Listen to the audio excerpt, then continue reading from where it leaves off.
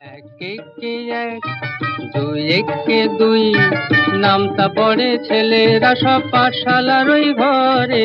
নন্দী বাড়ির আটচালাতে কুমোর ঠাকুর গড়ে, মন বসে কি আর। পুজো আসছে। থিমের পূজা, বারোয়ারি পূজাগুলির পাশাপাশি বাঙালির প্রাচীন ঐতিহ্য বহন করে চলেছে কিছু বনেদি বাড়ির দুর্গাপূজা। আজ এমনই একটা গ্রামে আপনাদের নিয়ে যাব যেখানে আজও অনেকগুলি ঐতিহ্যবাহী বনেদি বাড়িতে নিষ্ঠার সঙ্গে দুর্গাপুজো পালন হচ্ছে। গ্রামের নাম ধান্যকুড়িয়া। আজ থেকে ৩৪০ বছর আগে ১০৮০ বঙ্গাব্দে নদিয়ার উখড়া পরগনা থেকে জগন্নাথ দাস এই গ্রামে এসে জঙ্গল পরিষ্কার করে বসবাস শুরু করেন। তারপর আস্তে আস্তে আরও ব্যবসায়ী ধান্যকুড়িয়া এবং পাশের গ্রাম আরবেলিয়ায় বসতি স্থাপন করে। গড়ে ওঠে অনেকগুলি প্রাসাদতম বাড়ি। তাদের মধ্যে গায়েন, সাহু ও বল্লভ পরিবার উল্লেখযোগ্য। আজ আপনাদের শোনাব প্রাসাদের গ্রাম ধান্যকুড়িয়ার কথা। নমস্কার, আপনারা দেখছেন দ্য গ্লোবাল 24x7। আমি সন্দীপা। উত্তর ২৪ পরগনার ধান্যকুড়িয়ার দুর্গাপুজোর খ্যাতি ছড়িয়ে পড়েছিল দূর থেকে দূরান্তরে। দুর্গাপুজোর দিনগুলিতে মানুষের ঢল নামত এই গ্রামে। আজ সবই সোনালি অতীত। কালের গ্রাসে অনেকগুলি পরিবারই পূজা বন্ধ হয়ে গেছে। তবে অতীতের ঐতিহ্য বহন করে আজও অনেকগুলি বনেদি পরিবারই আজও দুর্গাপুজো করে চলেছে। সেকালের সেই জাঁকজমক হয়তো নেই, কিন্তু রয়েছে আন্তরিকতা, ভক্তি এবং প্রাচীন আচার মেনে পূজা সম্পাদনের ঐতিহ্য। গায়েন বাড়ির গেটের মুখেই রয়েছে বিশাল সিংহমূর্তি, যা স্পর্ধা, গাম্ভীর্য এবং অভিজাত্য প্রতিভাত করছে।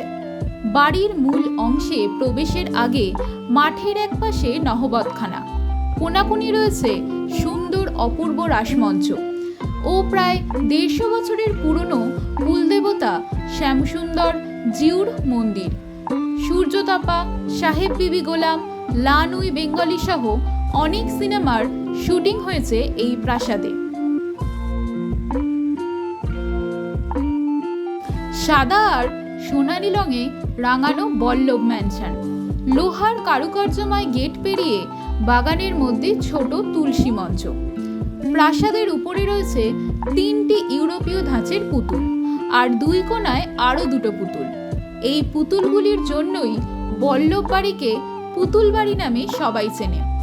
বিদেশি ছাঁচের পুতুল, ময়ূর সাদা সবুজের করিন্থিয়ান থাম, টানা বারান্দা, ঠাকুর দালানের সৌন্দর্য, সুন্দর সবুজ জানলা, বল্লভ বাড়ির সবেতেই যেন জৌলুসের প্রতিফলন।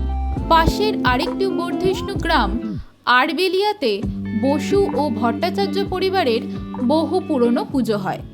আরবেলিয়া গ্রামে বসু বাড়ির পুজো শুরু হয়েছিল প্রায় ৩৫০ বছর আগে। এই পুজোতে মোষ বলি দেয়া হতো।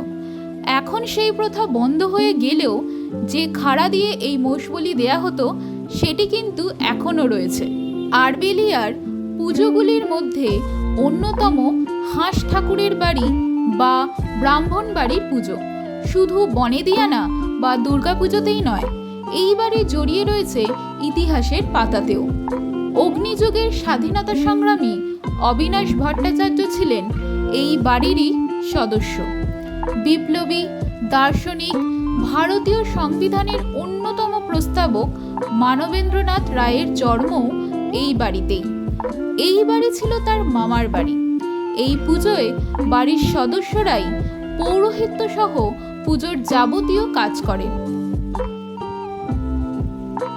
শহুরে ব্যস্ততার ক্লান্তি থেকে দুদণ্ড মুক্তি পেতে এবার পুজোয় বেরিয়ে আসতেই পারেন প্রাসাদ আর ঐতিহ্যের গ্রাম ধান্যকুড়িয়া এবং আরবেলিয়া থেকে।